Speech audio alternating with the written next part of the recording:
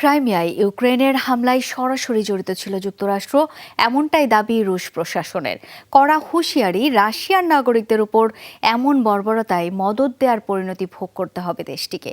যদিও ওয়াশিংটনের ভাষ্য, ইউক্রেনকে অস্ত্র দিলেও ক্রাইমিয়ার হামলার ব্যাপারে কিছুই জানত না বাইডেন প্রশাসন। তাছাড়া রুশ নাগরিকদের এই দুর্ভোগের জন্য খোদ রাশিয়াই দায়ী, মন্তব্য ওয়াশিংটনের। স্যান্ডেলিনা সো, রূপচর্চায় আভিজাত্য। মুহুর্মুহু মিসাইল হামলায় অগ্নিগর্ভ ইউক্রেনের রণক্ষেত্র। পূর্ব ও উত্তরাঞ্চলের ফ্রন্টলাইনে অন্তত শখানেক স্থানে সরাসরি যুদ্ধ হচ্ছে দুপক্ষের মধ্যে। সবচেয়ে তীব্র লড়াই হচ্ছে পোকরভস্ক অঞ্চলে। অভিযানে ইউক্রেনের সেনাদের ব্যাপক ক্ষয়ক্ষতির দাবি করেছে রাশিয়া। বলছে, ধ্বংস হয়েছে কিয়েভের বিপুল পরিমাণ অস্ত্র, ইলেকট্রনিক ওয়ারফেয়ার স্টেশন এবং গোলাবারুদ ডিপো। রোববার ক্রাইমিয়ার সেভাস্তোপোলে ইউক্রেনের হামলার পর আরও চড়েছে দুপক্ষের মধ্যে উত্তেজনা। এদিকে রোববারের হামলার জন্য যুক্তরাষ্ট্রকেও দুষছে রাশিয়া। দাবি, হামলার সাথে সরাসরি জড়িত ছিল বাইডেন প্রশাসন। একে সন্ত্রাসী কার্যক্রম বলেও আখ্যা দিয়েছে মস্কো।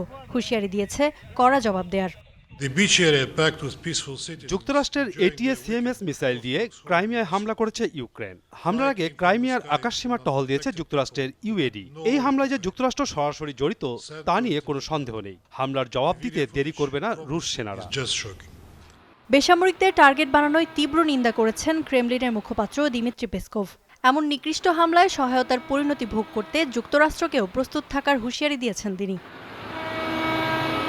অবশ্য হামলার সাথে কোনোভাবেই জড়িত নয় বলে জানিয়েছে যুক্তরাষ্ট্র, বরং ক্রাইমিয়ায় ঘটে যাওয়া এই হতাহতের দায় কেবল রাশিয়ারই। মন্তব্য পররাষ্ট্র দফতরের মুখপাত্রের।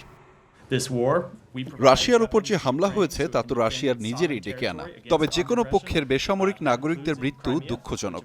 রাশিয়া চাইলে আজই এই অশান্তি বন্ধ করতে পারে।